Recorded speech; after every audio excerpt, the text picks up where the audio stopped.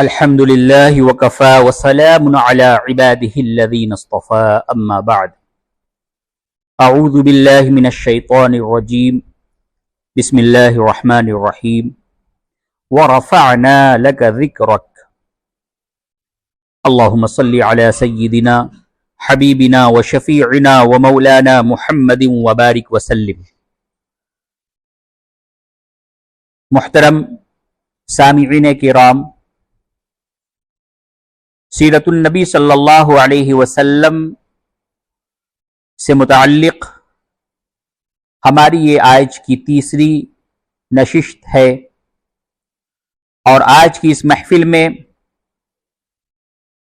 رسول اللہ صلی اللہ علیہ وسلم کی بعثت و رسالت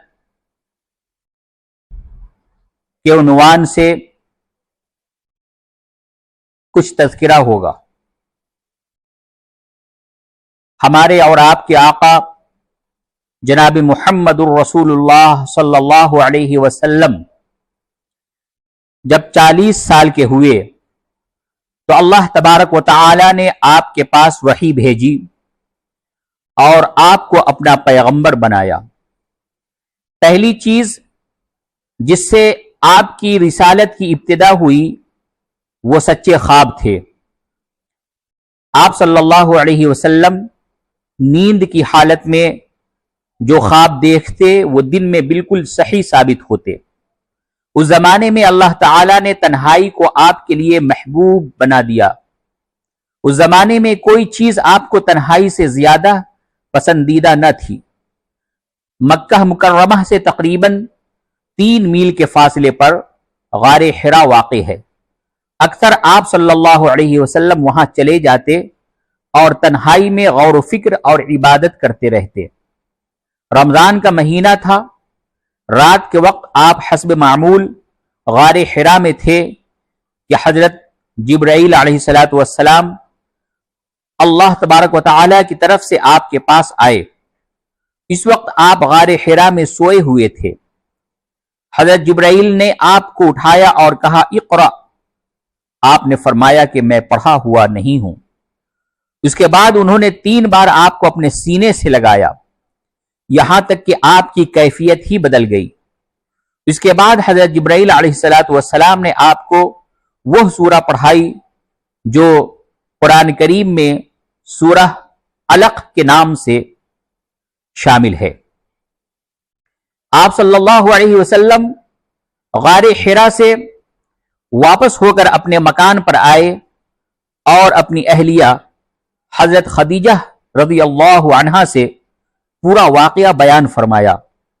انہوں نے کہا کہ آپ کو مبارک ہو، قسم ہے اس ذات کی جس کے قبضے میں خدیجہ کی جان ہے. بے شک میں اس بات کی امید رکھتی ہوں کہ آپ اس امت کے نبی ہوں گے. حضرت خدیجہ آپ صلی اللہ علیہ وسلم کی سچائی اور آپ صلی اللہ علیہ وسلم کی سنجیدگی کا اتنا زیادہ تجربہ کر چکی تھی کہ انہیں آپ کی روایت کو ماننے میں کوئی تامل نہ ہوا. وہ اس کو سنتے ہی فوراً آپ کی مومن بن گئیں. اس کے بعد حضرت خدیجہ اٹھی اور اپنے اوپر ایک چادر ڈال لی اور ورقہ بن نوفل کے پاس گئیں جو ان کے چچا زاد بھائی تھے. ورقہ نے مسیحی مذہب اختیار کر لیا تھا اور تورات اور انجیل پڑھتے رہتے تھے. حضرت خدیجہ نے جب ان سے رسول اللہ صلی اللہ علیہ وسلم کا غار حرا کا تجربہ بتایا تو ورقہ بن نوفل نے کہا قسم ہے اس ذات کی جس کے قبضے میں ورقہ کی جان ہے، اے خدیجہ اگر تو نے سچ کہا ہے تو ناموس اکبر جو موسیٰ علیہ السلام کے پاس آتا تھا وہ محمد صلی اللہ علیہ وسلم کے پاس آ چکا ہے، اور بے شک وہ اس امت کے نبی ہیں. ان سے کہہ دو کہ وہ ثابت قدمی اختیار کریں. اس کے بعد وہ رسول اللہ صلی اللہ علیہ وسلم سے ملے اور آپ کی زبان سے غار حرا کا تجربہ سننے کے بعد کہا کہ آپ کو جھٹلایا جائے گا، آپ کو تکلیف پہنچائی جائے گی، حتیٰ کہ آپ سے جنگ کی جائے گی. اگر میں اس وقت تک زندہ رہا تو میں ضرور آپ کا ساتھ دوں گا. اس کے بعد آپ نے لوگوں کے سامنے اپنی پیغمبری کا اعلان کیا اور لوگوں کو اسلام کی طرف بلانے لگے، لوگوں نے آپ کو جھٹلایا اور آپ کا مذاق اڑانا شروع کیا۔ آپ کو لوگوں کی ناپسندیدہ باتیں سن کر سخت صدمہ ہوتا۔ آپ غمگین حالت میں اپنے گھر واپس آتے۔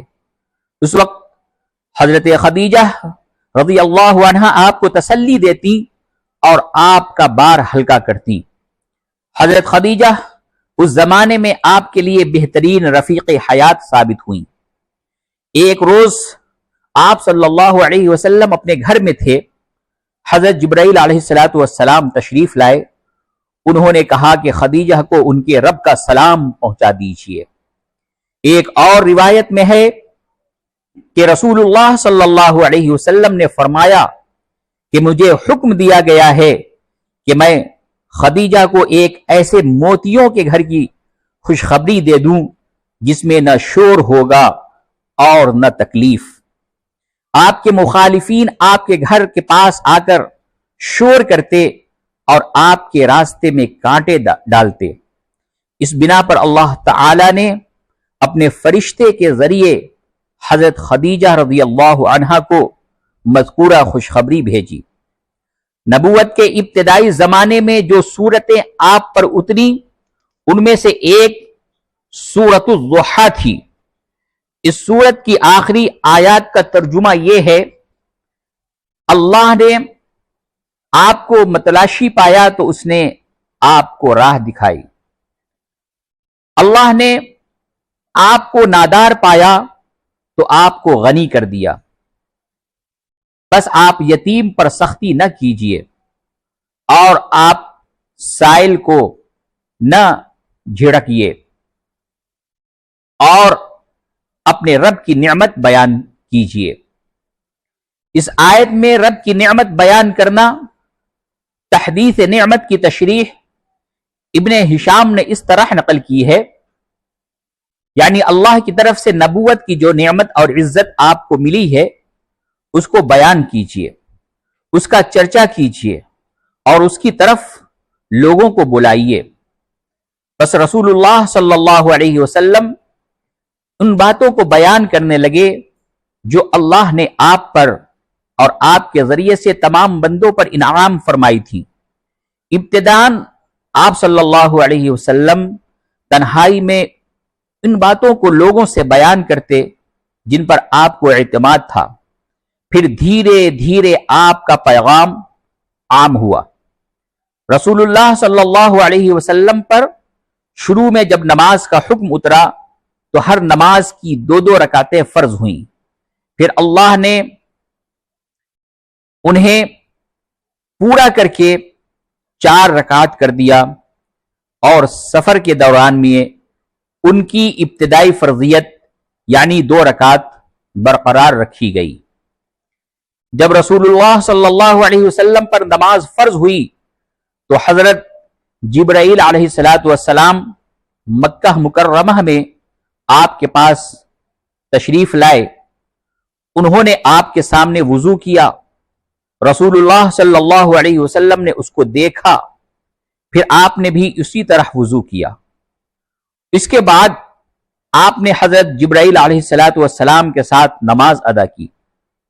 رسول اللہ صلی اللہ علیہ وسلم گھر واپس تشریف لائے تو آپ نے حضرت خدیجہ کو وضو اور نماز کا طریقہ سکھایا، جس طرح حضرت جبرائیل علیہ السلام نے آپ کو سکھایا تھا۔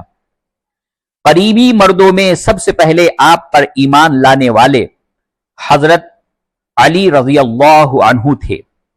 اس وقت ان کی عمر 10 سال تھی۔ حضرت علی ابن ابی طالب نے آپ کے ساتھ نماز پڑھی اور اس چیز کی تصدیق کی جو آپ کے پاس اللہ کی طرف سے آئی تھی۔ رسول اللہ صلی اللہ علیہ وسلم نے حضرت علی کو ان کے والد ابو طالب سے لے لیا تھا اور آپ کے ساتھ رہنے لگے تھے۔ حضرت علی رضی اللہ تعالی عنہ کی کفالت اور پرورش وہ آپ صلی اللہ علیہ وسلم نے اپنے ذمے لے لی۔ مکہ کے حالات اس وقت آپ کے لیے بہت سخت تھے، چنانچہ جب نماز کا وقت آتا تو رسول اللہ صلی اللہ علیہ وسلم مکے کی گھاٹی کی طرف چلے جاتے، حضرت علی بھی آپ کے ساتھ ہو جاتے، وہاں دونوں چھپ کر نماز پڑھتے۔ ایک روز جبکہ دونوں اس طرح نماز پڑھ رہے تھے، ابو طالب وہاں آ گئے۔ انہوں نے آپ کو نئی بات میں مشغول دیکھ کر کہا کہ اے میرے بھتیجے، یہ کون سا دین ہے جو تم نے اختیار کیا ہے؟ رسول اللہ صلی اللہ علیہ وسلم نے انہیں اپنے رسول بنائے جانے کی خبر دی اور ان سے کہا کہ آپ میری دعوت کو قبول کر لیں۔ ابو طالب نے جواب دیا، اے میرے بھتیجے، میں اپنے باپ دادا کے دین کو چھوڑ نہیں سکتا، مگر خدا کی قسم میں جب تک زندہ رہوں تمہارے اوپر کوئی ایسی بات نہیں آنے دوں گا جس کو تم ناپسند کرو۔ رسول اللہ صلی اللہ علیہ وسلم کے ایک خادم تھے، ان کا نام زید بن حارثہ تھا۔ انہیں آپ سے اتنا زیادہ تعلق ہو گیا کہ ان کے والد ایک بار آئے اور حضرت زید بن حارثہ کو اپنے ساتھ لے جانا چاہا۔ آپ نے حضرت زید سے کہا کہ تم چاہو تو میرے پاس رہو اور اگر چاہو تو اپنے باپ کے ساتھ چلے جاؤ۔ وہ رسول اللہ صلی اللہ علیہ وسلم کے پاس ہی رہے یہاں تک کہ اللہ تعالی نے آپ کو اپنا پیغمبر بنایا۔ اس وقت انہوں نے آپ کی تصدیق کی اور اسلام کو اختیار کر کے آپ کے ساتھ نماز پڑھی۔ حضرت ابو بکر بن ابی قحافہ رضی اللہ عنہما آپ کے ملنے والوں میں تھے۔ انہوں نے بھی کسی تردد کے بغیر اسلام قبول کر لیا۔ وہ اپنے نرم اخلاق کی وجہ سے لوگوں کے درمیان محبوب تھے اور تجارت کی وجہ سے وسیع تعلقات رکھتے تھے۔ انہوں نے اپنے جاننے والوں میں اسلام کی تبلیغ شروع کر دی۔ ان کے اثر سے بہت سے لوگ مسلمان ہو گئے، مثلا حضرت عثمان بن عفان، حضرت زبیر بن عوام، حضرت عبد الرحمن بن عوف، حضرت سعد بن ابی وقاص، حضرت طلحہ بن عبید اللہ رضی اللہ عنہم اجمعین وغیرہ۔ یہ 8 آدمی تھے جنہوں نے ابتدائی دور میں اسلام قبول کیا۔ رسول اللہ صلی اللہ علیہ وسلم نے حضرت ابو بکر رضی اللہ عنہ کی بابت فرمایا ہے کہ میں نے جس شخص کو بھی اسلام کی دعوت دی اس نے اس کو قبول کرنے میں کچھ نہ کچھ تردد اور پس و پیش کیا، سوائے ابو بکر بن ابی قحافہ کے، کہ جب میں نے ان کے سامنے اسلام کا ذکر کیا تو انہوں نے کسی تاخیر اور تردد کے بغیر اس کو قبول کر لیا۔ اب رسول اللہ صلی اللہ علیہ وسلم اور آپ کے ساتھی انفرادی طور پر لوگوں کو اس بات کی دعوت دینے لگے کہ وہ بت پرستی کو چھوڑ دیں اور ایک خدا کی عبادت کریں۔ ان کی کوششوں سے مسلمانوں کی تعداد میں دھیرے دھیرے اضافہ ہونا شروع ہو گیا۔ سیرت ابن ہشام میں ان اسلام قبول کرنے والوں کا ذکر نام بنام کیا گیا ہے۔ انہی میں فاطمہ بن خطاب تھی جو بعد کو حضرت عمر فاروق رضی اللہ عنہ کے اسلام لانے کا سبب بنی۔ انہی میں صہیب رومی رضی اللہ عنہ تھے جن کے بابت رسول اللہ صلی اللہ علیہ وسلم نے فرمایا کہ صہیب رومیوں میں سے سابق ہیں۔ ابتدائی زمانے میں رسول اللہ صلی اللہ علیہ وسلم کی کس طرح تبلیغ کرتے تھے اس کا اندازہ ایک واقعہ سے ہوگا۔ عمرو بن عبسہ اونٹ پر سوار ہو کر آپ کے پاس تشریف لائے۔ انہوں نے کہا کہ اے محمد صلی اللہ علیہ وسلم، کیا اللہ نے آپ کو رسول بنا کر بھیجا ہے؟ آپ نے کہا ہاں۔ انہوں نے کہا کہ اے خدا کے رسول، مجھ کو وہ بات بتائیے جو اللہ نے آپ کو بتائی ہے۔ آپ صلی اللہ علیہ وسلم نے جواب دیا، یہ کہ ایک اللہ کی عبادت کی جائے، اس کے ساتھ کسی کو شریک نہ کیا جائے اور صلہ رحمی کی جائے، خون نہ بہایا جائے، راستوں میں امن و امان قائم کیا جائے، بتوں کو توڑ دیا جائے۔ عامر بن عبسہ نے یہ سن کر کہا کہ کتنی اچھی بات ہے جس کو لے کر اللہ نے آپ کو بھیجا ہے، میں گواہی دیتا ہوں کہ میں آپ پر ایمان لایا اور میں آپ کی نبوت کی تصدیق کرتا ہوں۔ حج کے موسم میں ہر سال سارے عرب کے لوگ مکہ میں جمع ہوتے، آپ گھوم گھوم کر ان کے درمیان تبلیغ کرتے۔ اسی طرح عکاظ کے میلوں میں جا کر لوگوں تک اپنی بات پہنچاتے۔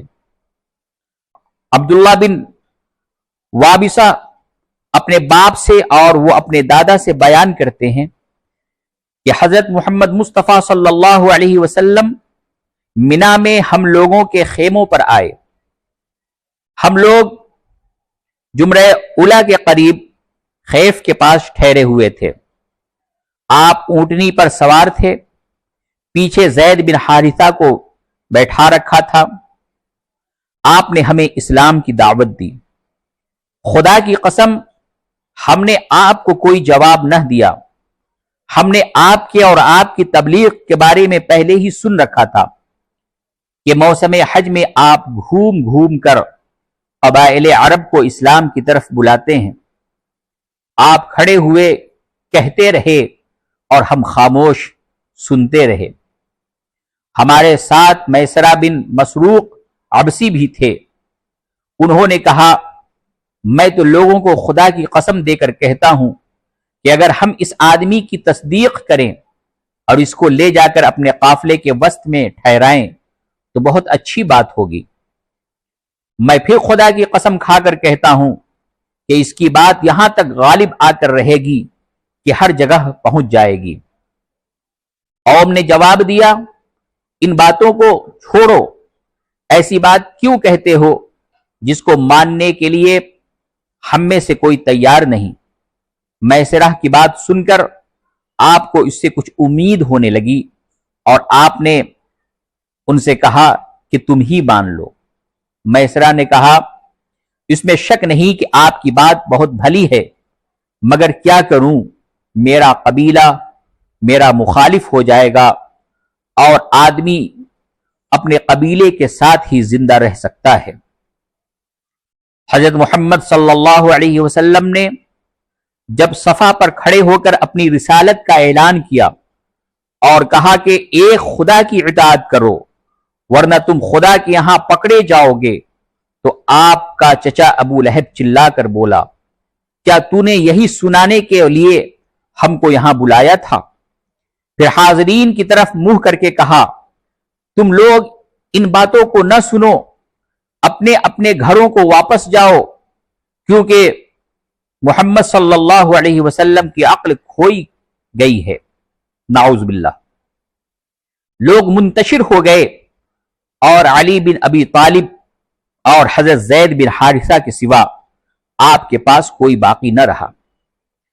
آپ کے خاندان والوں نے جو قریش سے تھے آپ کا مذاق اڑانا شروع کیا۔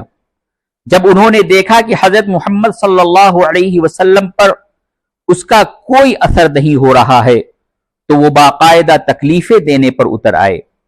ایک روز جب کہ حضرت محمد صلی اللہ علیہ وسلم اور حضرت خدیجہ رضی اللہ عنہا گھر میں تھے، دیکھا کہ آپ کی دو لڑکیاں جو ابو لہب کے لڑکوں سے بیاہی تھیں سامان لیے ہوئے چلی آ رہی ہیں۔ انہوں نے اپنے ماں باپ سے کہا کہ ہمارے شوہروں نے ہم کو طلاق دے دی ہے اور کہا ہے کہ اپنے باپ کے گھر چلی جاؤ۔ حضرت خدیجہ رضی اللہ عنہا نے لڑکیوں سے پوچھا کہ تمہیں کیوں طلاق دی؟ لڑکیوں نے جواب دیا کہ ہمارے شوہروں نے ابو لہب اور اس کی بیوی جمیلہ کے کہنے پر طلاق دی ہے۔ انہوں نے اپنے لڑکوں پر زور دیا کہ یہ مناسب نہیں کہ ابو لہب کے گھر میں محمد کی لڑکیاں ہوں۔